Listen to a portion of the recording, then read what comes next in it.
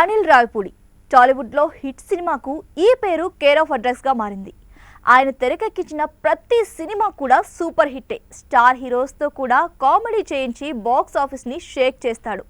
రీసెంట్గా సంక్రాంతికి వస్తున్నాం సినిమాతో విక్టరీ వెంకటేష్కి భారీ బ్లాక్ బస్టర్ అందించాడు.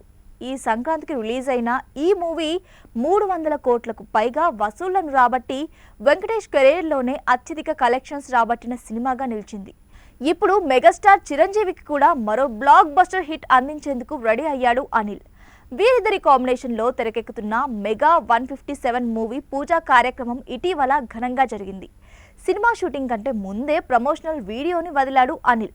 పూజా కార్యక్రమానికి వచ్చిన చిరంజీవికి తన టీంని పరిచయం చేస్తూ ఓ స్పెషల్ వీడియోని క్రియేట్ చేశాడు. ప్రస్తుతం ఈ వీడియో నెట్టింట వైరల్గా మారింది.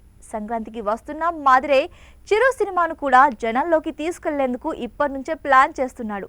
వచ్చే సంక్రాంతికి ఖచ్చితంగా ఈ సినిమాను రిలీజ్ చేసేలా ప్లాన్ చేసుకుంటున్నారు.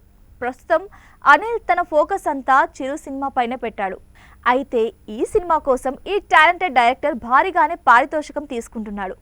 సంక్రాంతికి వస్తున్నాం కంటే ముందు 10 నుంచి 12 కోట్లు తీసుకున్న అనిల్ ఈ మూవీ భారీ హిట్ కావడంతో తన రెమ్యూనరేషన్ అమాంతం పెంచేశాడు. మెగాస్టార్ సినిమాకు అత్యధికంగా 20 కోట్ల వరకు రెమ్యూనరేషన్ తీసుకోబోతున్నట్లు సమాచారం. కెరీర్ ప్రారంభంలో పటాస్ చిత్రానికి అనిల్ 50 లక్షలు మాత్రమే తీసుకున్నాడు. ఇప్పుడు ఏకంగా 20 కోట్లకు ఎగబాకాడు. సూపర్ హిట్ ఇచ్చి భారీగా వసూళ్లను రాబట్టే సత్తా ఉండడంతో 20 కోట్లే కాదు, అంతకంటే కాస్త ఎక్కువైనా ఇవ్వడానికి నిర్మాతలు వెనకాడడం లేదు.